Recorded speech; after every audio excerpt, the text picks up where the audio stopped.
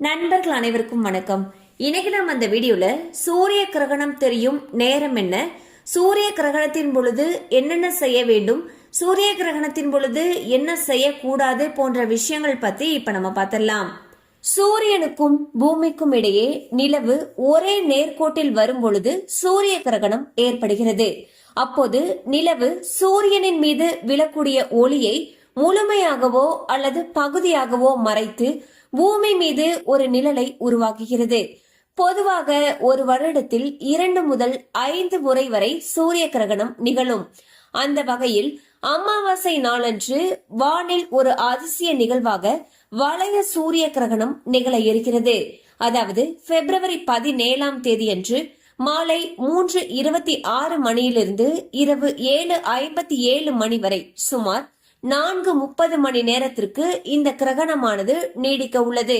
இந்த அரிய நெருப்பு வளைய காட்சியின் உச்சத்தை அதிகபட்சமாக 2 நிமிடங்கள் 20 வினாடிகள் மட்டுமே காண முடியும் என்று கூறுகின்றனர்.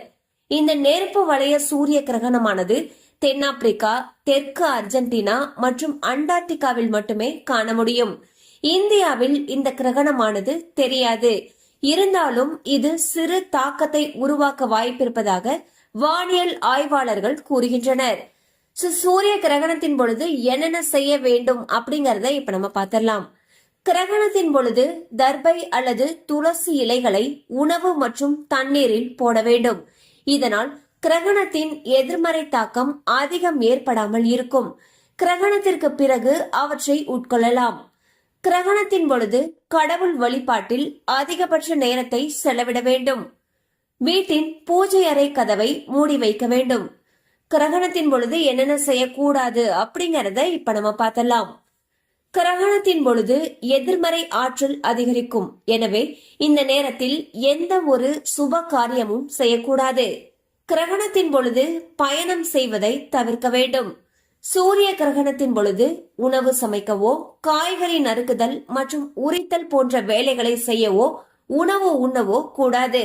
மேலும் இந்த சூரிய கிரகணத்தில் சந்திரன் சனியின் ராசியான கும்பத்திலும் சதய நட்சத்திரத்திலும் நுழைகிறார்.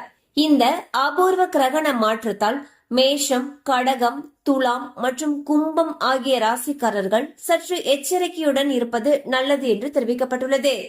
சோ பாத்தீங்கன்னா வரக்கூடிய பிப்ரவரி 27ஆம் தேதி மாலை 3:26 மணிலிருந்து இரவு 7:57 மணி வரைக்கும் சூரிய கிரகணம் நடக்க இருக்குது. இந்த நேரத்துல நம்ம என்னென்ன செய்யணும், என்னென்ன செய்யக்கூடாது, எந்தெந்த ராசிக்காரர்கள் எச்சரிக்கையுடன் இருக்கணும், இந்த மாதிரியான விஷயங்கள் பத்தி பார்த்தோம். கண்டிப்பா அந்த அப்டேட் உங்களுக்கு பயனுள்ளதா இருந்திருக்கும் நம்புறோம். மேலும் இது போல அப்டேட்ஸ் உங்களை உடனே ரீச் ஆகணும்னு நினைச்சீங்கன்னா நம்ம சேனலோடு தொடர்ந்து இணைந்திருங்கள். தேங்க்யூ ஃபார் வாட்சிங்.